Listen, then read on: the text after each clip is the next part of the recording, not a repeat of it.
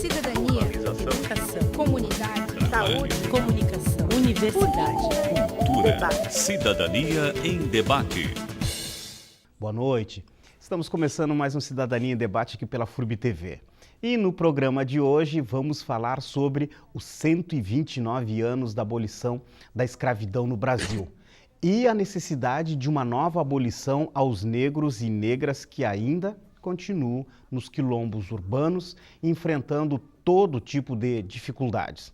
Para falar deste assunto, o nosso convidado é o presidente do Cisne Negro de Blumenau, Lenilson Silva, uma das referências sobre negritude em Santa Catarina. Passado um século do fim da escravidão no Brasil, a discriminação racial e a ausência de políticas públicas são marcas aí de um racismo sistêmico. Aos negros e negras, escravizados até 1888, foi dado uma liberdade simbólica, porque a violência, a pobreza e a invisibilidade se mantêm como se ainda estivéssemos no século passado. Os jovens negros são exterminados na zona urbana e os quilombolas ameaçados e agredidos na zona rural. O 13 de maio, que por muitos anos foi riscado do calendário do movimento negro ou dos movimentos, agora está sendo utilizado como uma reivindicação de direitos e por uma nova abolição. Aquela de um século atrás foi coisa para europeu ver, e só. Por isso, vamos começar a nossa conversa por este ponto. E o Lenilson é uma dessas referências para tratar deste assunto e ele trata muito bem. Então vamos começar. Por que a gente precisa de uma nova abolição? Bom, boa noite, Lenilson. Obrigado por estar no Cidadania em Debate mais uma vez. Boa noite, Carlos. Eu quero mais uma vez agradecer a oportunidade da gente estar fazendo esse encontro para falar da agenda, da pauta de negros e negros. Eu acho que há pelo menos 5 anos pelo menos uma vez por ano, a gente tem se encontrado aqui no Cidadania.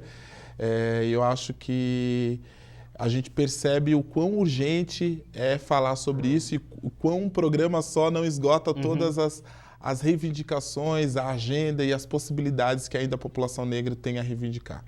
Lenilson, por que os negros e negras do Brasil precisam de uma nova abolição? Porque essa abolição foi uma farsa, né? Uma farsa, a gente costuma dizer que foi o 13 de maio, o dia da falsa abolição. Por que a gente, enquanto ativistas negros e negras, a gente diz isso? Porque, primeiro, é preciso entender os processos históricos, né? Nós fomos arrancados da nossa mãe África, trazidos para cá, marcados como gados, muitos de nós morremos na travessia, né, nos navios negreiros. Aqui a gente construiu por mais de 300 anos um país, né, açoitados, violentados, agredidos, castigados, estupradas, no caso das mulheres negras. E depois a gente foi largado a toda sorte, né? Inclusive, Carlos, de forma ainda mais perversa, com apoio institucional, né? Os negros eram comercializados pela Caixa Econômica Federal como coisas, né, como objetos, né? E também com apoio religioso, né? Inclusive com a igreja apoiando a lenda de que os negros não tinham alma, portanto, poderia ser usado como mão de obra escrava.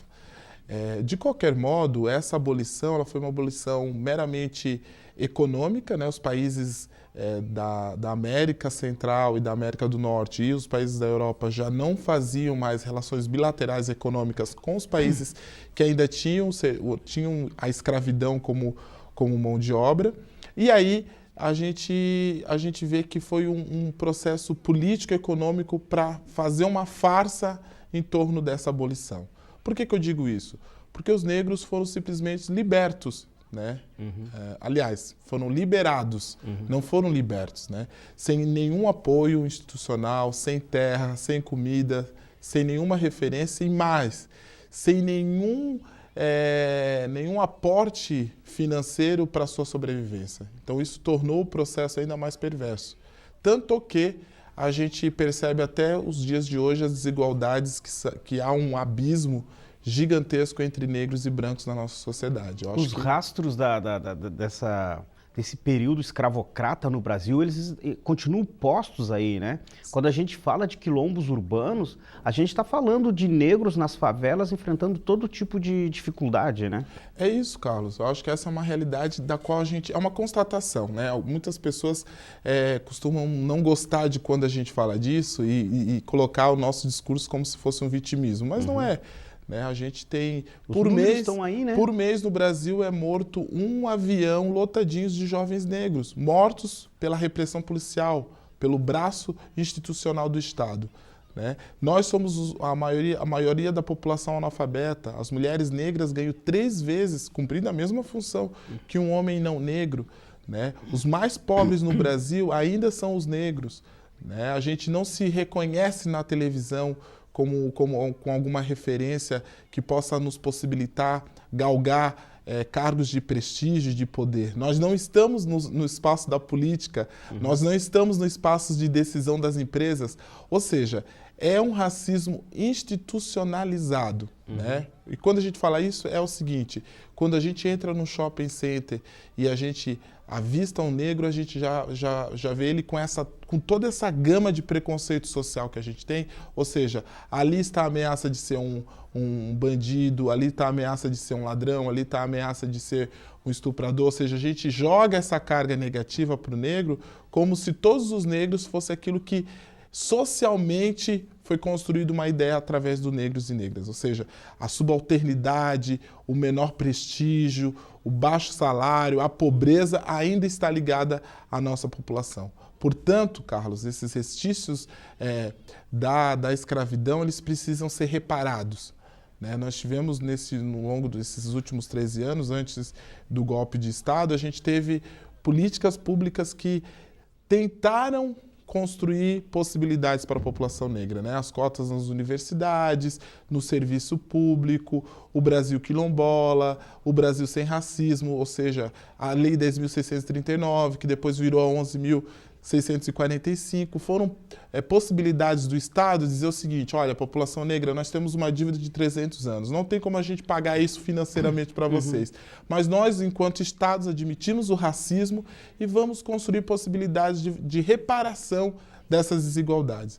Infelizmente, os programas, as políticas, todas se acabaram, inclusive o Ministério de Igualdade Racial. Então, eu acho que o Brasil ainda tem uma dívida muito grande com a população negra. Nós, negros e negros organizados em movimentos ou não, estamos todos os dias sentindo isso, né? A nossa cidade, a gente sente isso, Carlos. E às vezes as pessoas perguntam, mas Blumenau tem racismo, não tem, é diferente? Eu sempre demarco que é diferente porque aqui, além de haver o racismo, aquele que acontece clássico, no Brasil todo, né? Que acontece no Brasil todo, aqui há uma incidência maior ainda a visibilidade da cultura germânica, ou seja, qualquer outra política que não seja germânica, eminentemente, qualquer outra expressão musical, cultural, econômica, que não seja a germânica, me parece que a cidade nega. Então, aqui o racismo ele tende a ser ainda mais latente. É só a gente andar pelo shopping, pela Rua 15, pela cidade, pelo centro da cidade, quantos negros a gente encontra, né? Quantos médicos negros a gente já foi aqui em Blumenau, né? Professores universitários, a gente tem a honra aqui hoje de ter uma bancada negra né? E de ter você na FURB, e você acaba sendo sempre o único, né? Você é quase o Joaquim Barbosa do Poder Judiciário, o único negro, e daí parece que já está resolvido. Não, não está resolvido, né? Uma instituição que tem, sei lá, mais de 5.000 funcionários, ter 1 ou 2 ou 3, 4 professores negros, tem problemas também. Já demonstra, né? Já deixa claro isso. E aí, você quando coloca essas dificuldades do negro, e aí entra o racismo, né?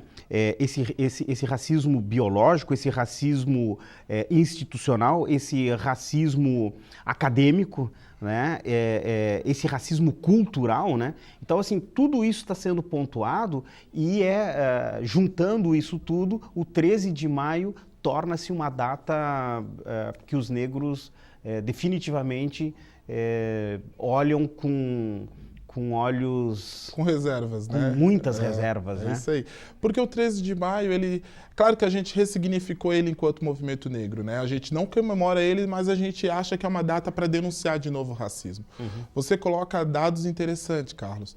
A gente tem um racismo na academia, porque a gente não tem negros falando da sua própria história.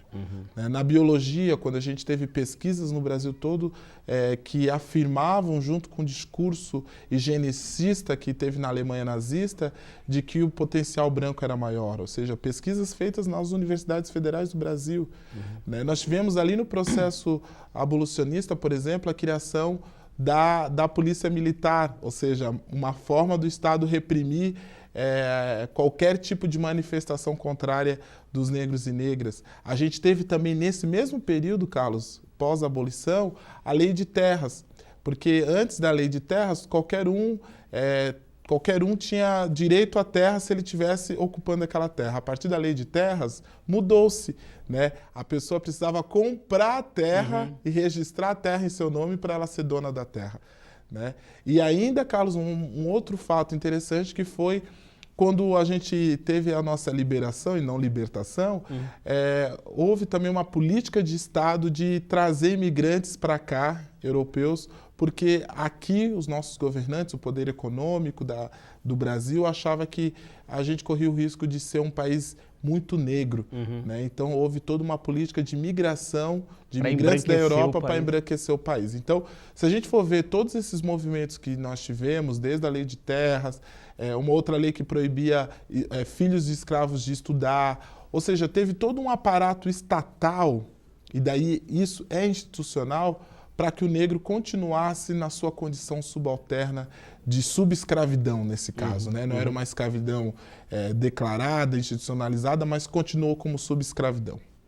Bom, nós estamos conversando com o Lenilson Silva, ele é ativista do movimento negro, conhecedor da história negra no Brasil e da cultura afro-brasileira.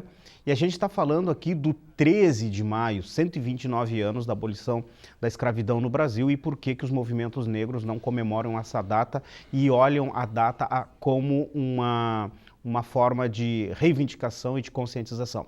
A gente vai fazer um pequeno intervalo e na volta a gente vai continuar falando a respeito do 13 de maio, lembrando essas questões históricas e vamos ver se a gente consegue tirar do 13 de maio alguns pontos positivos. A gente já volta.